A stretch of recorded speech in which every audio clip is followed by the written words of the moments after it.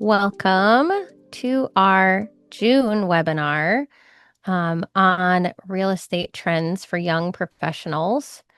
Just a little bit of housekeeping before we get started.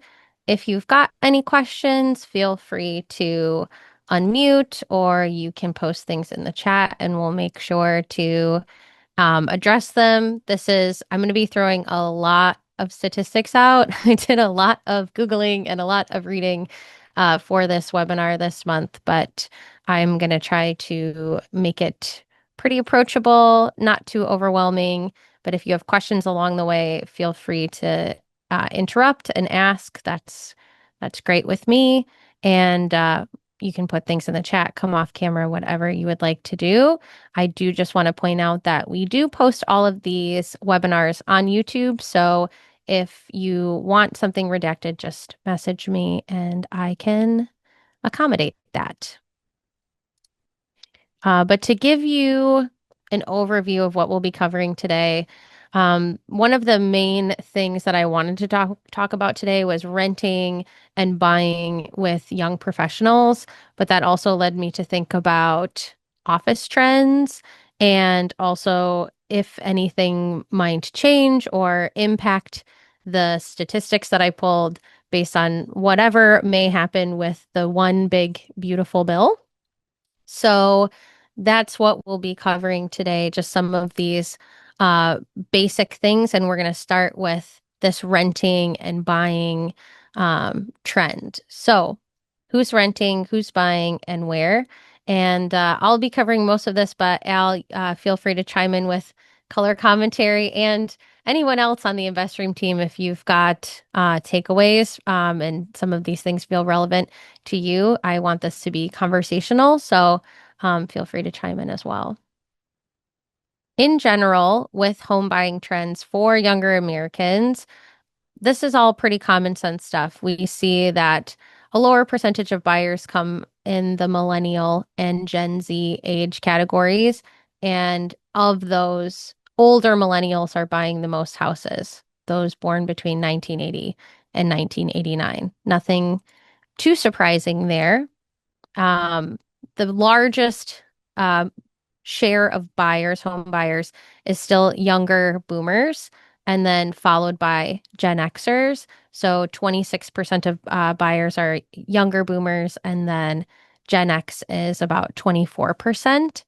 Um, home buyer households are also mostly married couples. However, it was kind of interesting in the youngest age group of home buyers in the 18 to 25, the split between the types of people who buy homes is less dramatic. So 39% of married couples, 39% of home buying is married couples in that group, followed by 30% are single females. But in every age group, across all age groups, it's 62% married couples, 20% single females, and then followed by single males, unmarried couples, and other. So I thought that was just kind of an interesting statistic.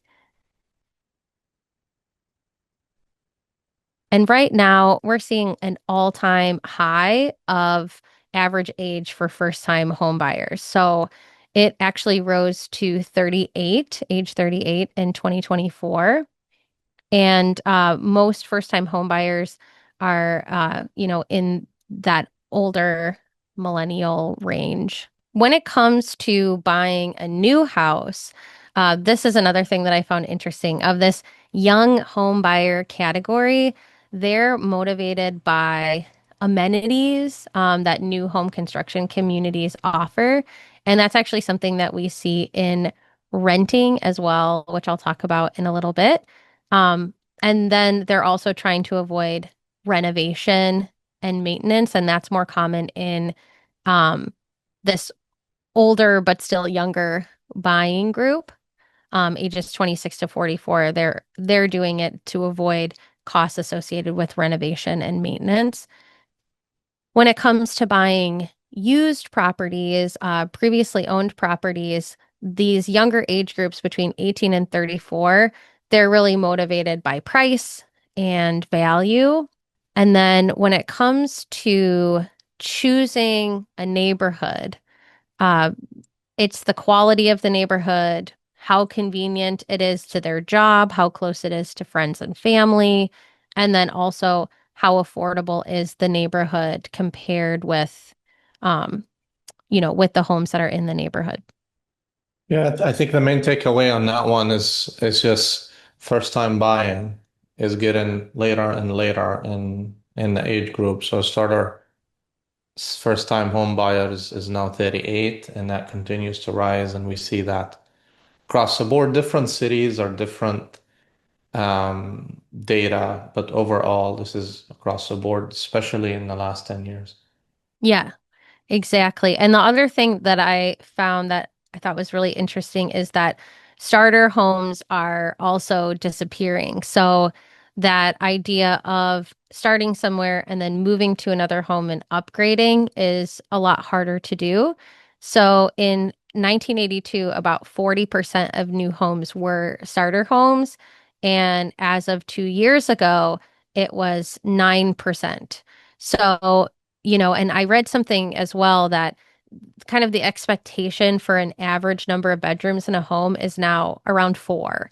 And that didn't used to be the expectation. So it's a lot harder to get a house like that. One of the things that I saw too is that some driving contributors to this is zoning laws, which can make starter home construction less financially appealing. Al, I don't know if you had other thoughts on that, but I found that really interesting. I think the base median home price has to do with this. So like if you look at what they're willing to pay and going through the mortgage process and the high interest and the monthly payment, it ends up being, well, I'm going to pay all of this for a starter home. Might as well just rent. Hmm. So it becomes more of I think it's a mindset as well. It's a mental thought that I need to get to a higher threshold to buy a house because I'm going to get stuck with this house. So I think beyond just that, the smaller sort of boxy house, I do see some exceptions to that when it comes to two-story townhomes. Hmm. That might be considered a starter home with kind of like the old way of building very basic households and amenities. But that's the exception to the rule. Yeah, agreed. Yeah.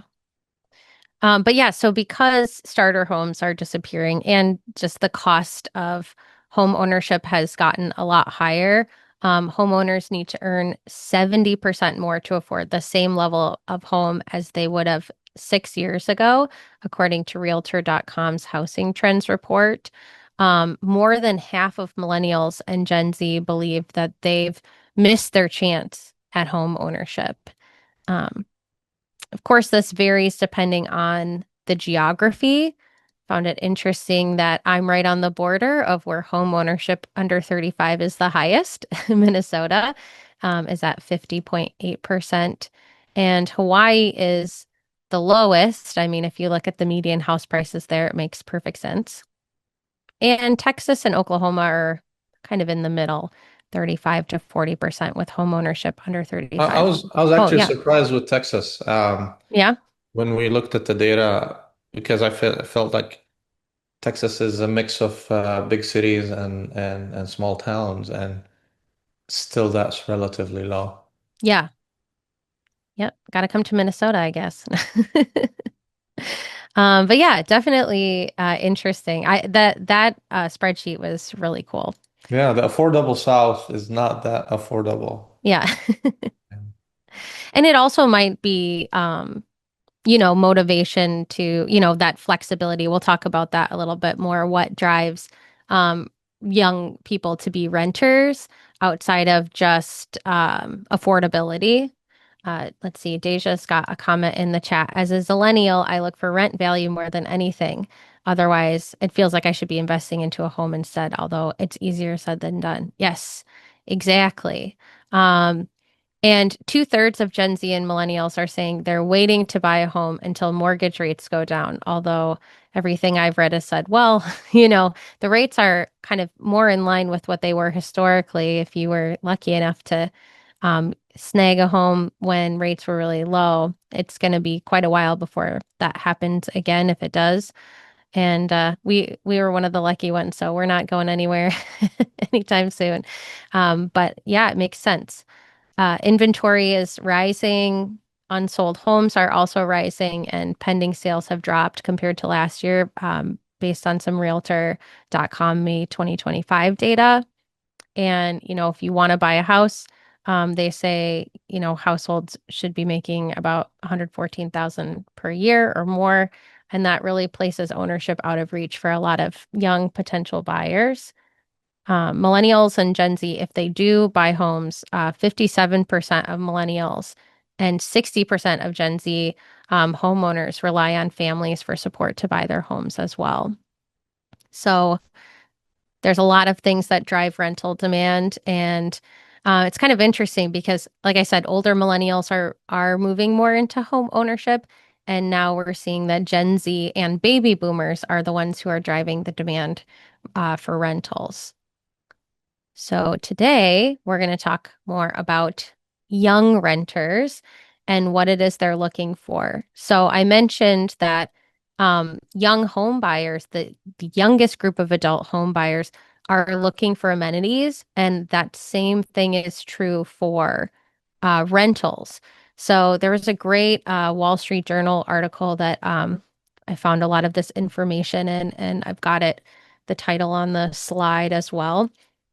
And they say, Gen Zers are opting for a new urban way of life, hunkering down in amenity-rich, high-design rental complexes that offer not just a place to live, but also a self-contained world that creates its own instant community. And they talk about it serving as a mini universe, something that, you might have a co-working space and a coffee shop and an area to let your pets out. And I think in that article, they talked about having mail rooms that were really nice, like plush seating and all of those kinds of things. So, in community gardens, fitness centers, and there was even a few years ago when I was looking at renting somewhere, there was a place that had an on-site restaurant and a pool, and it's like, wow, I can do so much just from here. I don't have to go anywhere. So that has become very attractive to Gen Z renters, who are looking for that added value and experience. And sometimes that can also drive higher rent costs if there are ways that they can envision getting more out of the community. Yeah, I wonder if maybe Deja can shed some light on it. It does sound, I mean, curious when you mentioned value.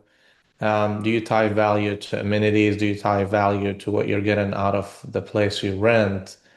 And is that sort of kind of takes away the investment mindset altogether because it feels out of reach? Or, you know, would you sacrifice some value to actually go invest in your first house, like all the other generations said, like you have to buy your house and sort of build equity, etc. So maybe if you shed some light on like your perception of value and how out of reach is investing thoughts as you're kind of in that age group.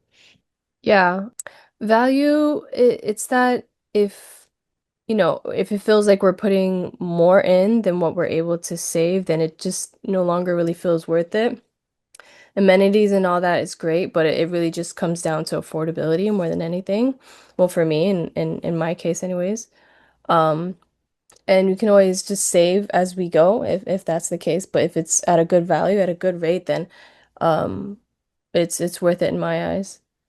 Yeah, I think that makes sense. I mean, like I said, they're looking for affordability, but also if they can do it like this self-contained world, this way of living with community and having an experience while they're renting. Obviously, that's not within reach for everybody or desirable to everybody, or you might have a community outside your apartment and you're not you're not looking for that. But that was something that I remember when I was touring apartments in 2018 was kind of the main thing that was sold to me. Like, here's where everybody hangs out, here's where everybody does things. And I was like, oh, this is different.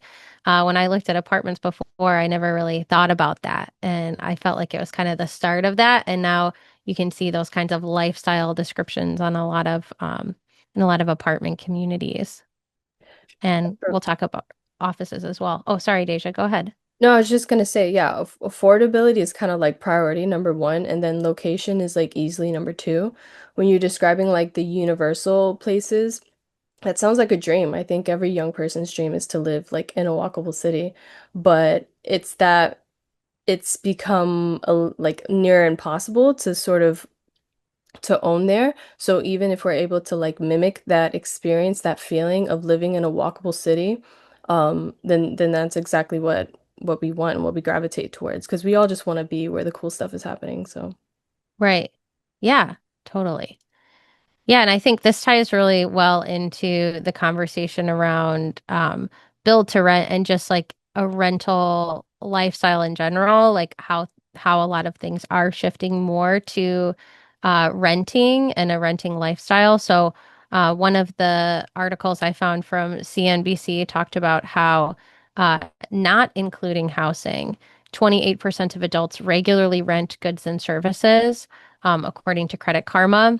And when you add in housing, that percentage rises to 47%.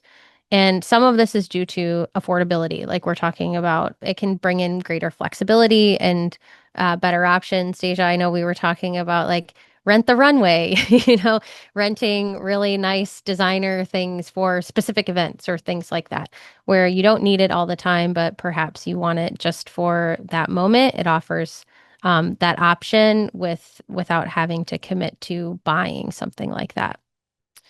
Yeah. And oh, go ahead, Al. If you think about like in my days a little bit, um, apartment buildings in general, you have different classes, class A, B, C, and then you have sort of the bigger families, blue collar, into apartments on a long-term basis. But for the younger generation, it felt like a bridge. We're gonna live in this apartment, it's temporary. We're gonna eventually buy a house and have all the things that we dream about. So we didn't really focus too much on amenities. We focused maybe on location, safety, affordability, kind of the basic things. But we weren't like thinking about amenities because we never thought it's gonna be like a long-term stay for us, maybe a year or two until we save some and transition into the starter house. So I feel like this is kind of like here to stay, and people started thinking about, okay, what value am I getting out of it? What amenities? How can I like actually have a better lifestyle? Because this is somewhere that I want to stay for a longer time. Yeah, exactly.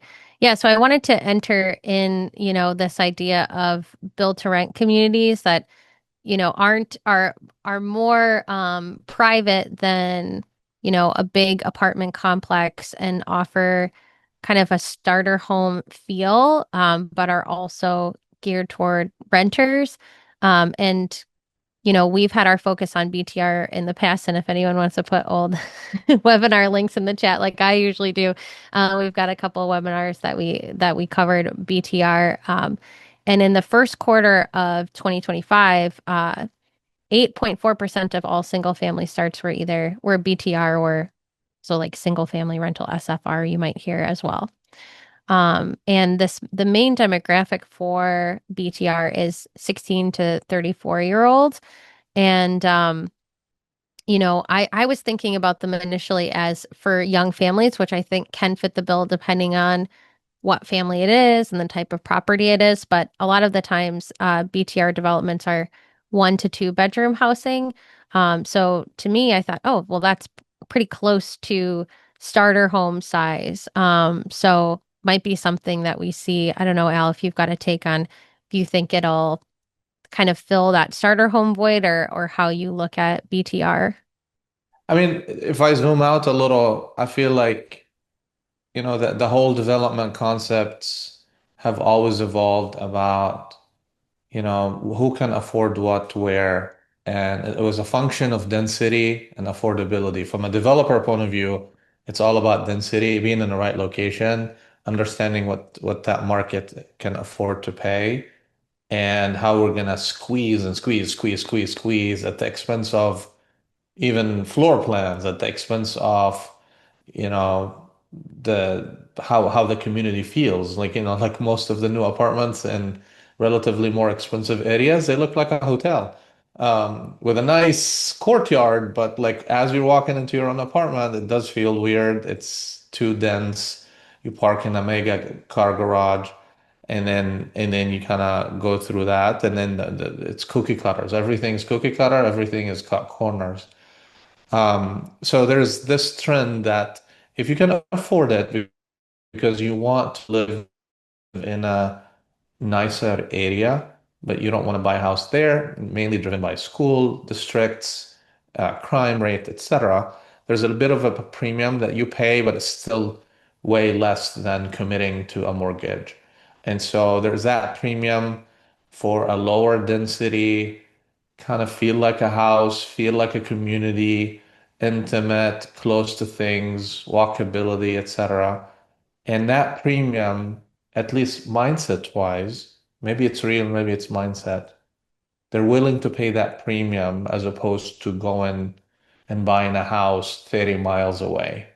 So like as they're juggling, their priorities, they'll be like, okay, maybe I don't need to live in an apartment for a year or two. I can actually rent this house for 5 years, but it's in a great place, and the savings that I have, maybe I'll invest it in real estate somewhere else. Maybe I'll invest it somewhere else. So it's almost like they're giving up on the 30 miles driving and the whole starter concept, but they're willing to pay a little bit of a premium. So I think the combination of both is driving this, give me something nicer, and I'm willing to pay a little bit more premium, but just don't go over the board. As opposed to, I guess, the class A plus phenomena, where Hmm. like you're gonna live in this like Ritz-Carlton looking apartment. And yes, the unit might not be that great. The amenities look super nice, and you have an amazing courtyard and all the amenities you can think of. But the actual living conditions are not that great. And I remember like my brother when he rented his first class A plus unit, Hmm. it was like a fancy hotel. You go into the lobby and all the amenities, everything looked premium. But he's like, we rarely use these things. Oh, they offer free Starbucks coffee. Great. And, they have pickleball courts, but like, how often do you actually use these amenities opposed to actually leveraging the value of the unit? So I think there was a bit of exaggerating the amenity side because it all looked like a hotel, it's very dense, as opposed to having outdoor real amenities, a garden, a Hmm. pool, a spa, etc. So I think there's a shift now to like give me real amenities like I would have in a real community as opposed to this packaged amenity, if that makes sense. Yeah, yeah, totally. I mean, that was something that I actually asked, or like I went and talked to people who lived in these apartments and asked them point blank, what are things that you're using and not using? Like, what do you like the most about living here?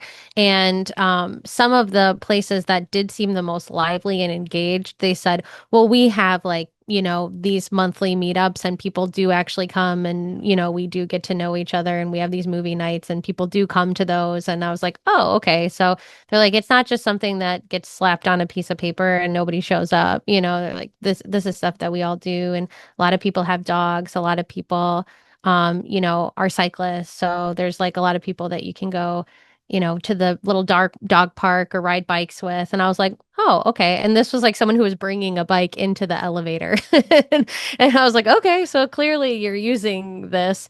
And in the Wall Street Journal article, I know some of the things they talked about were like the co-working spaces, because it's like if I'm going to go spend money on a co-working space elsewhere and I'm working hybrid or remote, it's worth it to have this space here.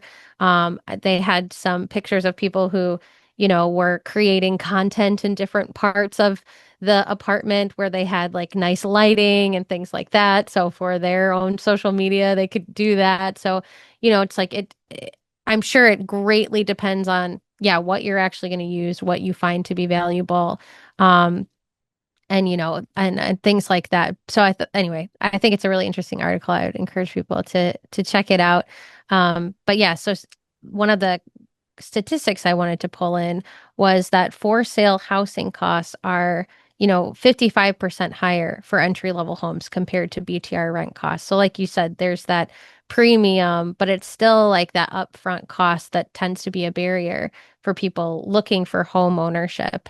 And most BTR tenants have said that they want to own their own home. 73% said that they would prefer it, but they are stopped by those high upfront costs, high mortgage rates, and high home prices. So that's kind of where that, comes into play. We've got 65% of Americans under 35 who are currently renters. That's according to the Census Bureau. And one of the big reasons that young potential buyers are delaying is because of student loans, but also because of mortgage rates and affordability and all of that. Yeah. So, One other phenomena that I saw when I was renting is I wanted to rent a house. I wanted to rent a small house, 1,300 square foot house. And over the years, what happens, like once a neighborhood becomes a rental neighborhood, it goes south really quick. So like it didn't feel like even renting a house in a neighborhood over time, it did feel like, if you really want to rent a house, you really need to pay a premium because it needs to be in a nice neighborhood. Otherwise, sort of like the rental homes cluster in a corner, and that cluster may not be the best.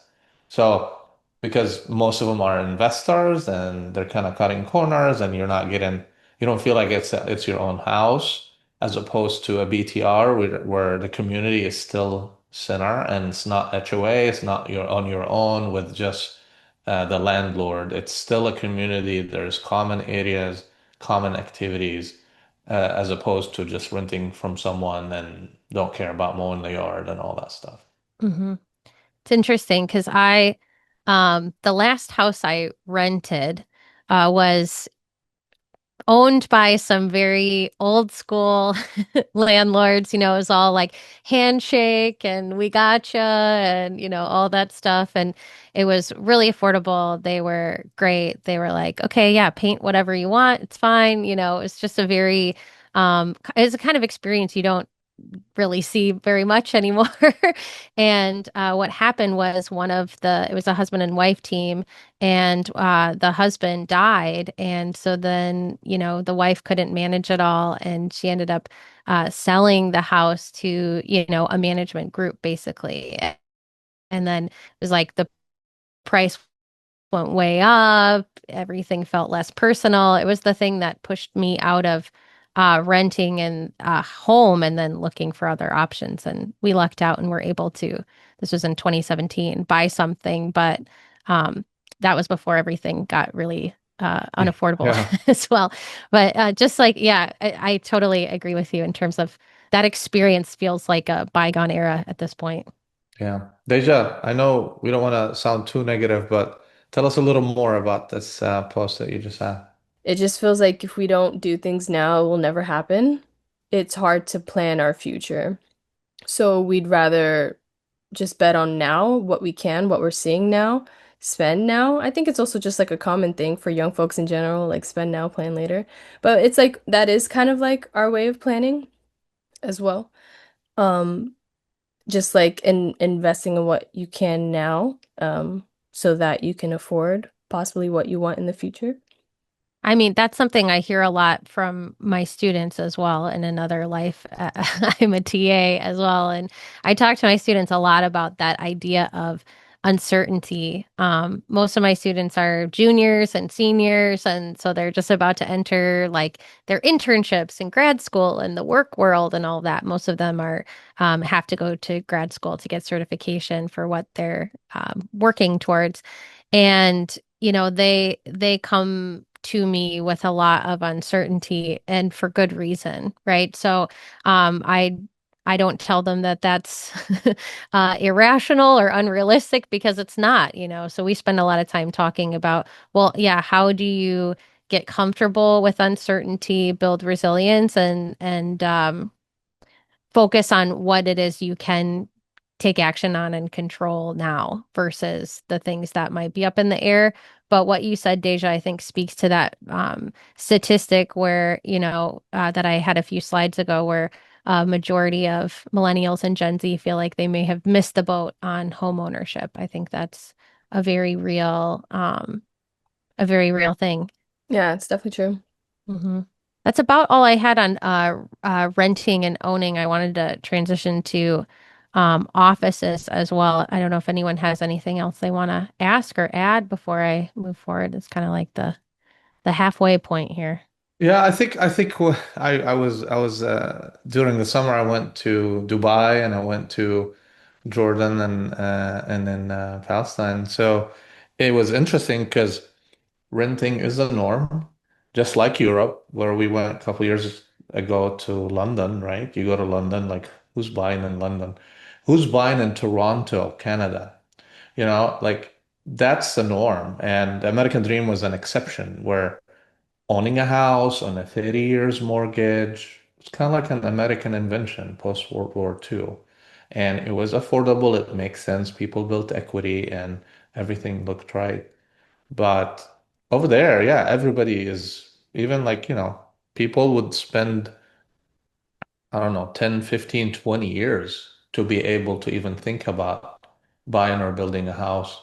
And rent becomes the norm, and you start looking into, okay, location, amenities, community, where do you want to be next to schools, etc. So you act differently, but from a renter's point of view. And I think that's the norm everywhere else in the world. And the US was an exception. Obviously, there's still different states and different job markets. But yes, the US is becoming more and more of a renter's nation. It's not as bad as Europe or Japan or the rest of the world, but we're on that track right now. Yeah, good point. I think I was gonna say too, I don't know if you touch base on this or if you will, but it's just better to rent too for like flexibility wise for me. hmm All of my none of my friends own a home. They all rent, either on their own or with family, and they're all spread across. Like that's kind of like the thing is just to like, like if we're young, we're still trying to figure out what our quote unquote forever place should be.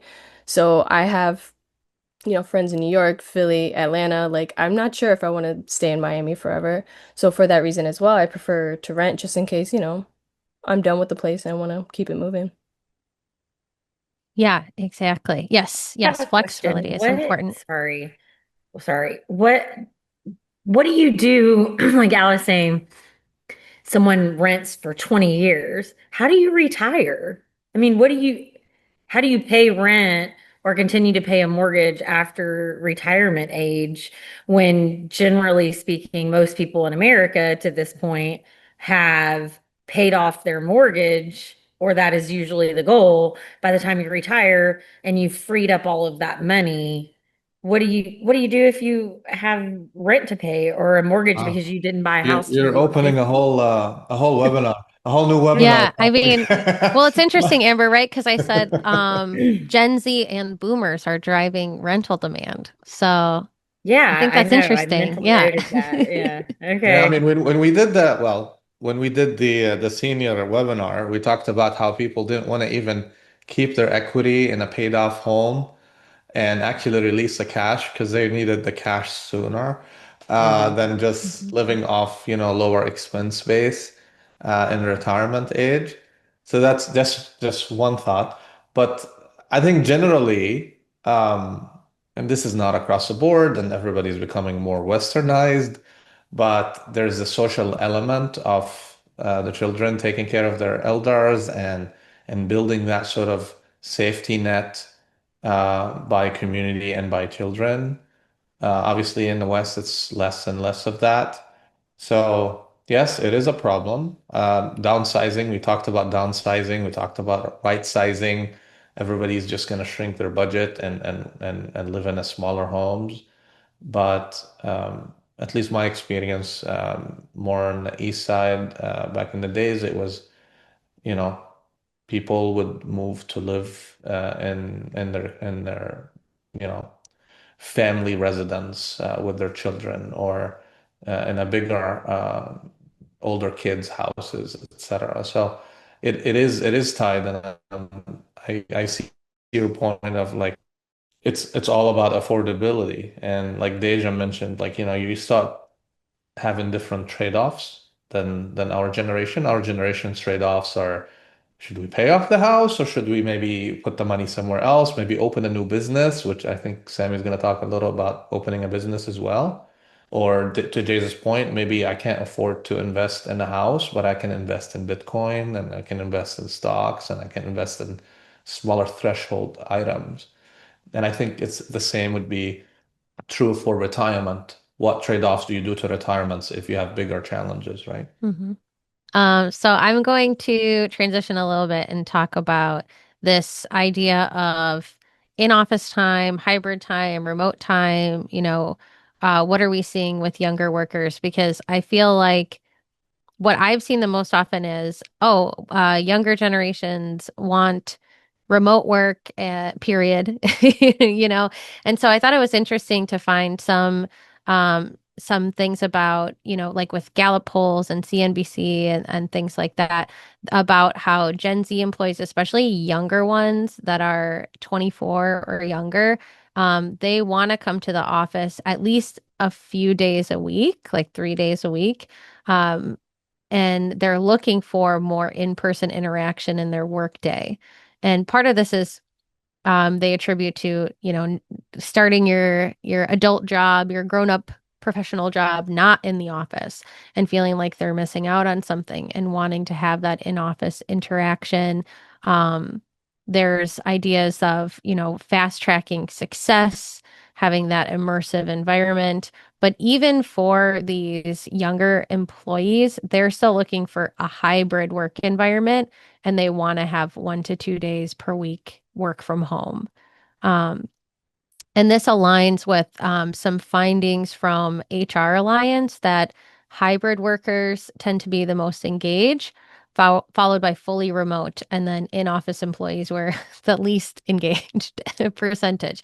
So I thought that was a really interesting statistic. But I think, we talk about offices have, declined a lot. But I do think what I've seen is like, there's return to office mandates, but there is also still this desire for some kind of office environment, not doing away with it completely.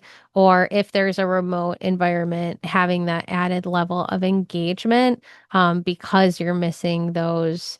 Oh yeah, I caught you in the hallway, or while you were grabbing a coffee, we had this, little conversation. Um, and then did I have anything? Oh yeah. So same kind of thing, we've talked about amenities and connection, community. So it's kind of the same thing in a work environment. These younger employees are looking for those opportunities to connect in the workplace as well. Yeah, the psychology of this new phenomena is settling in right now. From an employer point of view, I remember the days where HR was super excited about like remote work and the efficiencies and the productivity and all that fun. And then this they swung to the other side where HR is like, oh, we need everybody back in the office because everybody has like two, three jobs and they're barely sort of making the minimum for each job and all that fun. And now the psychology is kicking in. There's so many articles of loneliness, not engaging with people, needing to connect to your point. And I really feel sad for, someone who's starting their career remote. I mean, there's a lot of these jobs right now, and they're not engaged with a mentor, they're not engaged with their coworkers. They're missing on the coffee break conversations, they're missing into the direct interaction in a live meeting room and understanding, the politics and understanding the process and how you conduct yourself and all of these soft skills, but also real skills that you develop from engaging with people. And we're a social animal, and I think it's still evolving. I don't think we settled yet after sort of COVID of what that looks like. But I think hybrid is just this nice term that sort of says, yeah, people can do flexible stuff. I don't think we're there yet, but we started to see the 3-2 phenomena, to your point, come to the office 3 days, maybe stay home for two. I think it's going to be evolving, but think about like some of the Gen Z new employees. They didn't see the past. They don't know what it used to be. So this is all new territory for them anyway. Yeah, I think it was one of the CNBC articles I looked at where there was some kind of quote or reference to, younger employees saying, we haven't seen as many models of what it looks like as a professional in the workplace, like that, for lack of a better term, adulting that we see. And there was a trend on TikTok about like office siren dress, and people were like, "That's not professional. Why would you dress like that in an office?" And I guess if you haven't been in an office, perhaps, those would be things that you didn't learn or didn't think about. And, as someone who is a millennial and, started in the office and was like always desperate for remote work, knew that I would like remote work. It was so nice to have that chance to do that and thrive in that environment because otherwise I was just like, people were just opening my door all the time. And I was like, I can't get anything done.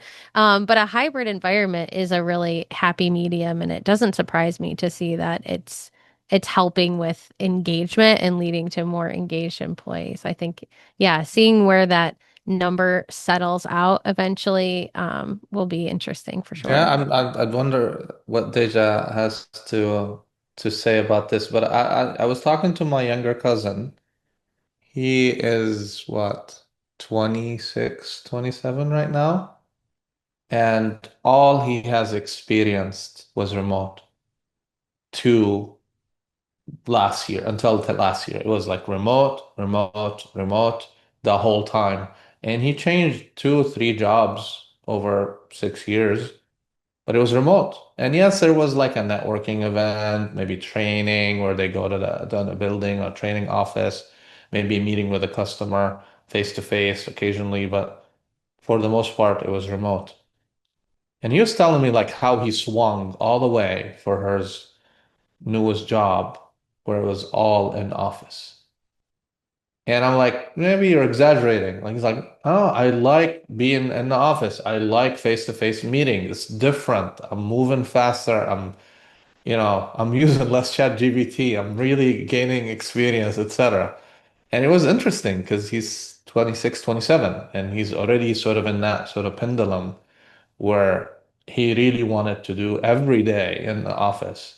And I'm like, calm down, maybe it's going to change again. But that's kind of the mindset that he was sharing with me over the weekend. So it was kind of interesting to hear. I don't know, Deja, I think how do you feel about in office versus remote versus hybrid? I think my experience is slightly different. I'm not that young. I'm 29, so I had a few years of in-person work. I had my first corporate job during COVID. So I spent a good like 2 years doing the 9 to 5 in-person work. And yeah, that was kind of all I needed. I was like, yeah, I think I'd be fine with some remote work.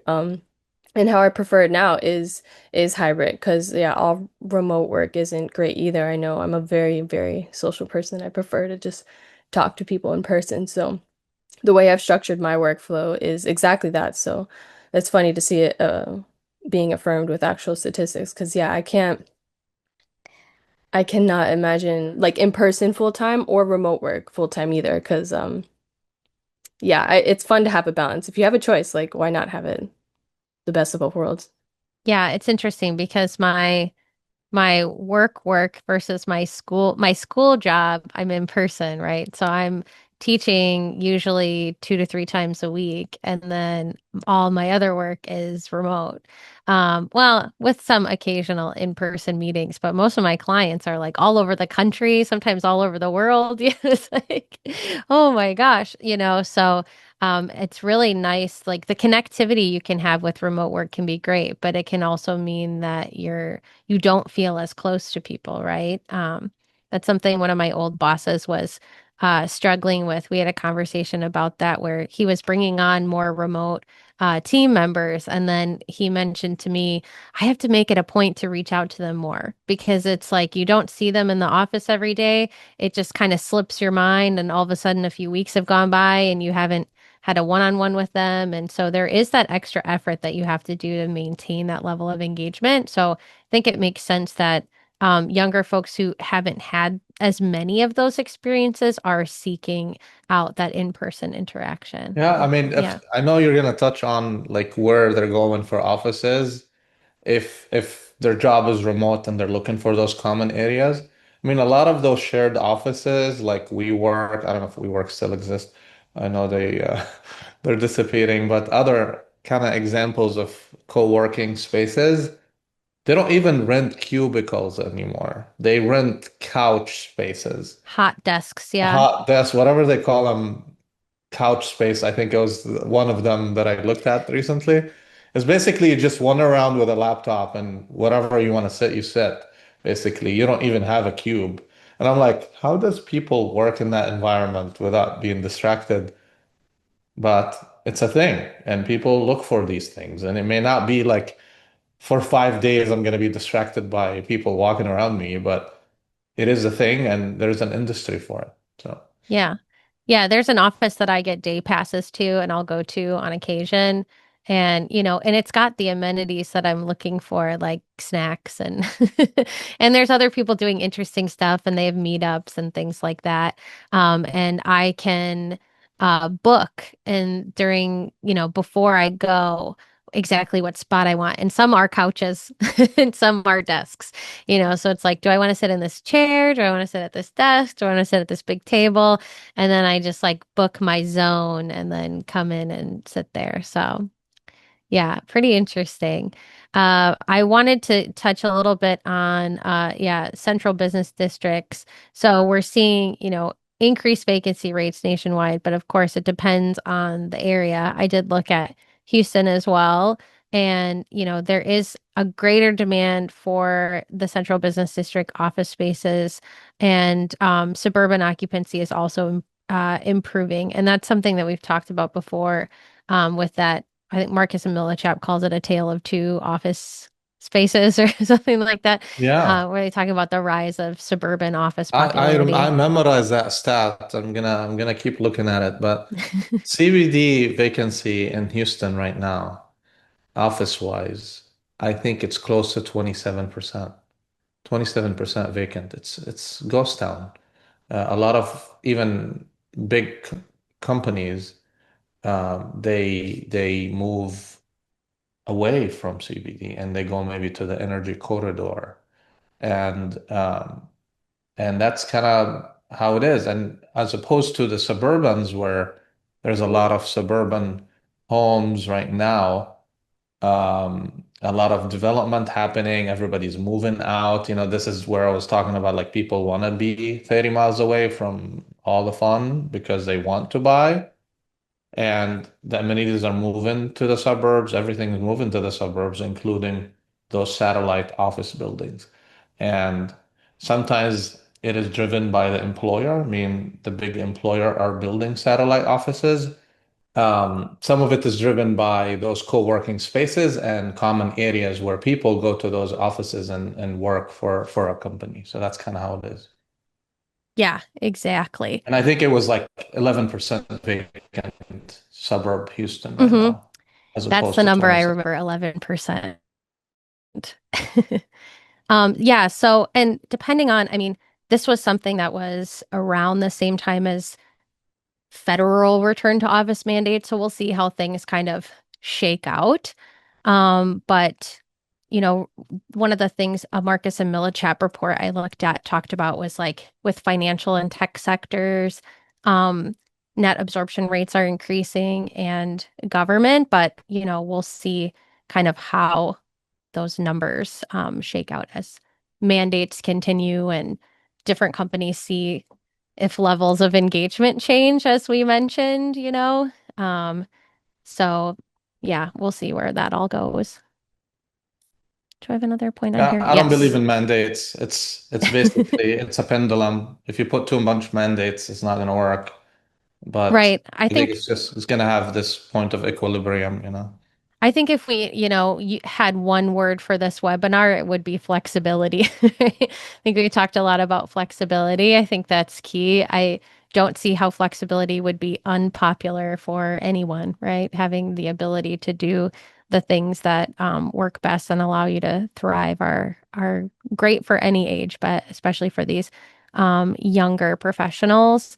And another thing that I thought was interesting was this idea of like greater demand for office in these job creation leader markets, including Miami-Dade, Dallas, and Houston areas. Yeah, I feel like Dallas and Houston, where we are now, is we are setting the trends and we are the most sort of nimble in terms of like satisfying that demand.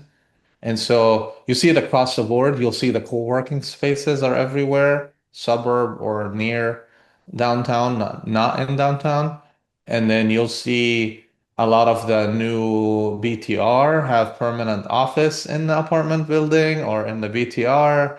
You'll see all of these newer demands being satisfied in our markets. That's why I always like talk about design and how we really need to kind of stay up to date on the trends because we're growing too fast and we need to adjust too fast in a way. One thing I was curious about is, young business ownership. Is that anything, to focus on? And I mean, I don't think it would surprise anybody that most business ownership is still, 35 years and older. And this includes, I mean, they talk about small business ownership, which 93.8% of US businesses are small businesses. And that means they have 0 to 9 employees. So even in those real small business starts, it's, mostly older Americans. So we're still looking at the trends for these older business owners and what they choose to do in terms of offices when we're looking at offices. I don't think that's anything shocking, but something I wanted to just share a couple statistics. So, 43% of people will start their business between the ages of 35 and 54. And also with offices, it might look like something like those couch spaces and things like that because 69% of small businesses start at home. And, so maybe having a hot desk, having a quick place outside the home is a nice way to do something, but not commit to anywhere near a full office space. I mean, I think the place that I go to, I mean, you can buy day passes starting at like $35, or you could rent at, I think, starting at 150 a month for, 4 days a month if you just want to get out of the house 1 day a week. So it's very approachable and affordable, and gives you a little space outside of the home. So this is just what I said. The younger professional habits are still going to be driven by these older business owners, and not so much young entrepreneurs. And I hate to have one of the last minutes be about the one big beautiful bill because this could also be I mean, several webinars, not just a 1 minute topic. But obviously, there's a lot still in the air. I wanted to just cover a couple of the potential pros and cons. I did a lot of reading through like the Tax Foundation and some other um, kind of like nonprofit orgs and things like that about some of these policies. But, we're seeing some, you know, tax rates, tax cuts that would be permanent, higher deduction rates, child tax credit increases. There were earlier green energy phase outs, those might go longer.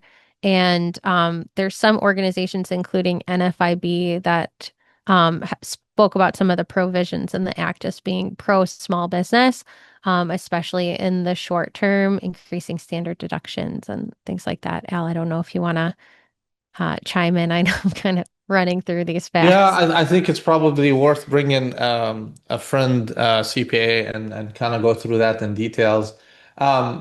As I was just kind of trying to find out what was going on, mostly it's going to impact child tax credit. It's going to have longer, lower rates and having slightly bigger deductions. But I wouldn't say it's pro middle class. in general. It was more pro-business and trickle-down mindset. I didn't see anything earth-shattering. The big thing that we want to focus on maybe in a future webinar is real estate property taxes that are more localized. I know Texas, for example, just passed a law for property taxes relief. So that's one. And then the second is the whole depreciation conversation. I think that's worth also digging into.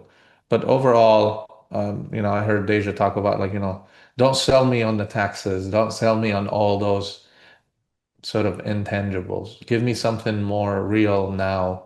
And I think, and for someone to think about taxes and how it's going to impact people, it's more like people who are more advanced in their investment journey.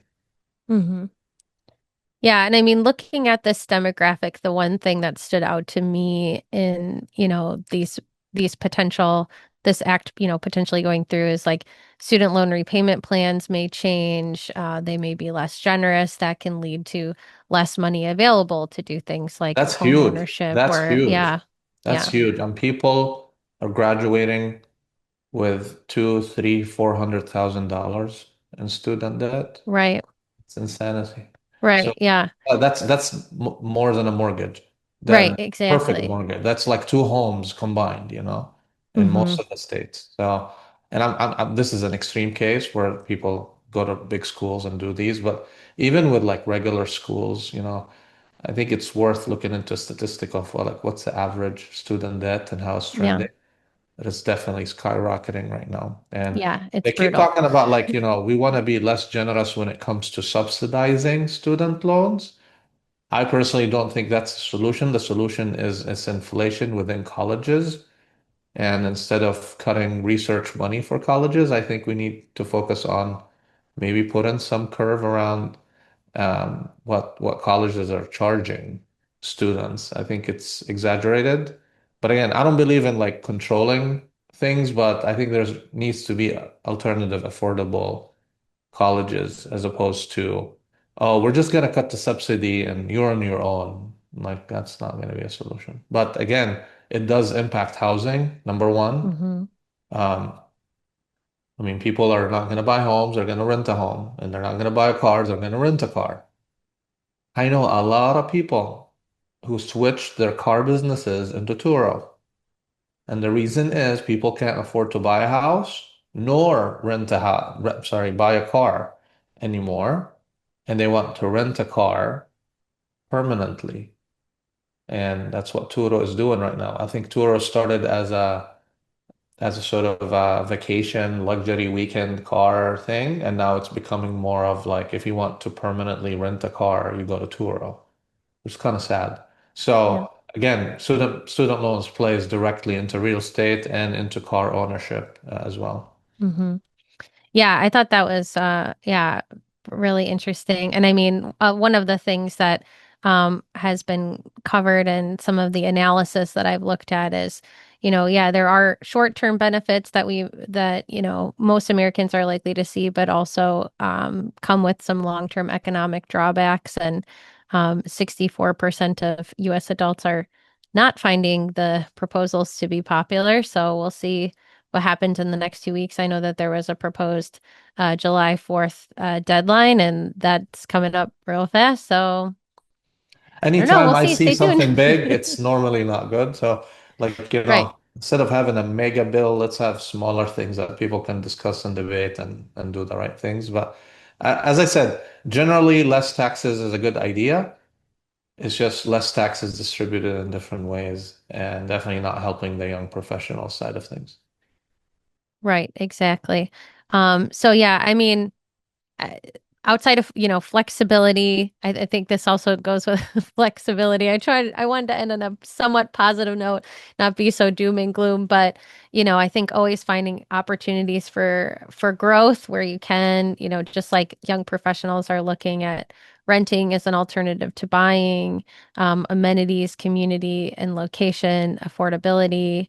I wanted to kind of connect this with the idea of, yeah, American taxpayers, investors in general, finding those new paths and new opportunities for growth. There's a, you know, another way you may need to navigate, but there's always, I don't know. I always think where there's a will, there's a way, right? But Yeah. I'm an No, I, eternal I, I optimist. loved I loved what Deja started with, which is this notion of here's a reality.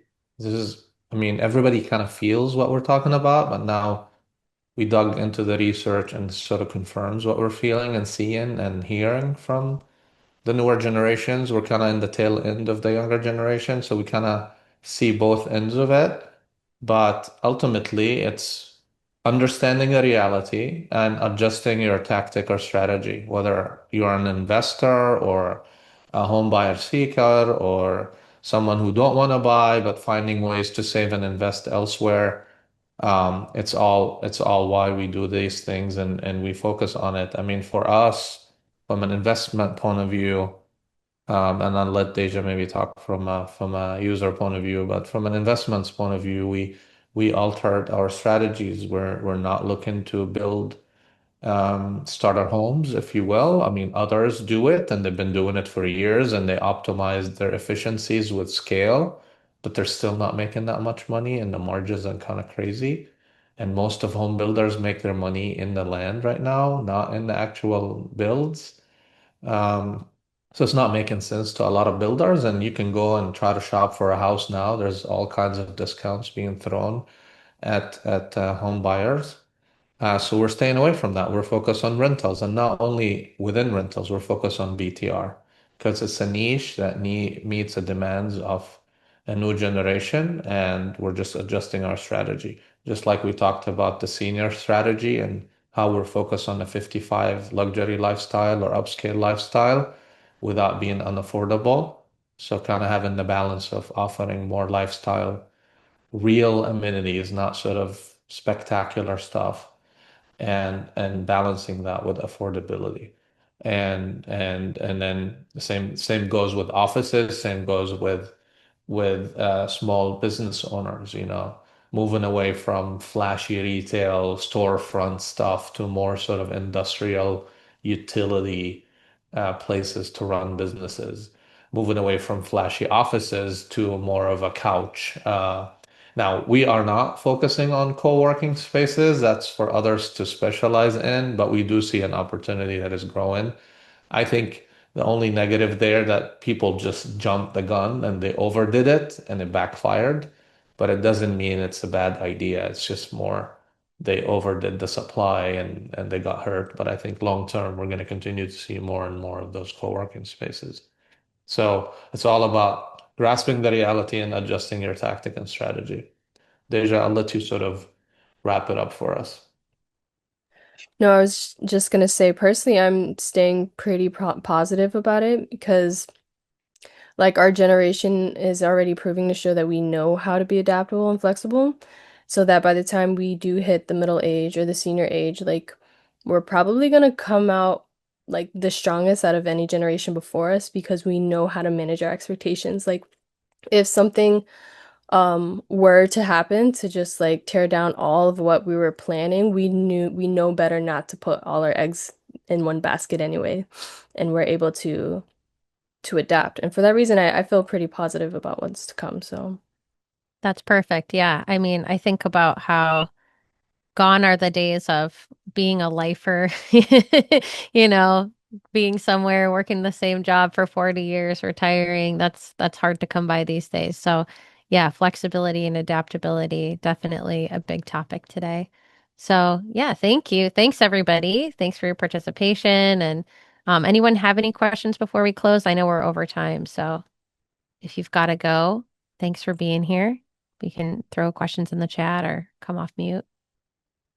Thank you, Not seeing Sammy. anything, we'll Thank you, wrap. Yeah. Deja. It's been great. Appreciate everybody joining us today, and we'll see you on a very exciting July webinar coming up soon. Yes. See you soon. Bye.